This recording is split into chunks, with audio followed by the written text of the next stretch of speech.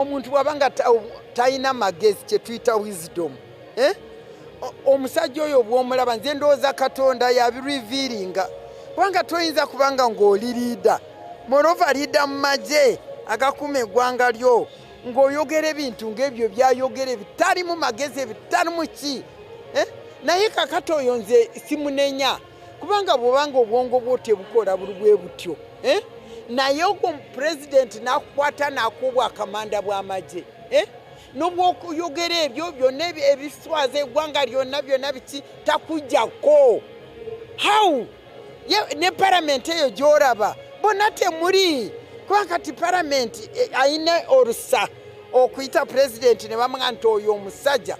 aswaza ggwanga lyaffe araga nti ddala ddala amagezi mu Uganda tetulina kubanga toyinza kubanga ame kamanda n'oyogera ebyo byonna ebitali mu kakwate n'agamba abakazi bonna bibe simanyi Yesu yazaalibwa lwa kitula. That is hopeless.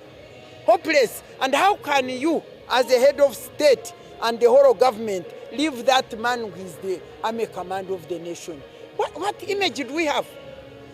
Image tulina ki? Image mugiyita ki mu Luganda? Ekifaananyi kye tulina mu mawanga gano kiri ki bagamba Uganda yafa bwetyo naye gwe omuntu oyinza kulowooza nti gwe ne famire yo kubanga oyina mundu kubanga oyina ssente kubanga oli faya kubanga oyina amagye ofuge Uganda yonna bwotyo n'abalala bonna bakuvunnamire mu kifo ky'okuvunnamira Yesu. Yes, oli ku Yogi Update TV kosinzira okubanga otuuliza gwe mukwano gwange ali eyo gwagala otweyungako okkirira wansi waliwo ekigambo subscribe kikoneko ojja kuba osobola obulungi nnyo otwegattako ddala mu abali emitala w'amayanja mbaanirizaako nnyo mwe bali kwekumira ku mayengo gano aga Yogi Update TV. Abali ku kyeyo mbaanirizaako nnyo mwebale nnyo ogwo omulimu gw'omukolo ogw'amaanyi okubeerako. Kaakati Maria Matembe avuddeyo n'abeera concerned nnyo ku bigambo bya General Muhoozi Kayini Lugaba abimukutteko nnyo bya postinga ku mukutu gwe gwa Twitter agamba kyokka ne gavumenti tefaayo nnyo kuvaayo ku bigambo Chief of Defence Force byayogera kyokka ne Parliament yandiyisizzaako ekkomo ku bigambo bino okulekera okuseeteninga n'okutiisatiisa bannayuganda nayo tevaayo kitegeeza nti tetukyalina Parliament tetulina buyinza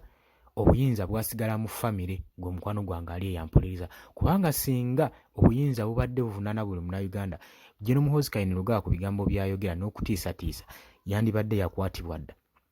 yandibadde yakomwako dda gwe mukwano gwange ali eyampuliriza naye olw'okuba nti nno ensi eno balinga gye baagula kwegamba omuntu bo balina eddembe okwogera bonna kibaagadde okwogera niwe kiba nga kiyina obukose niwe kiba kiyina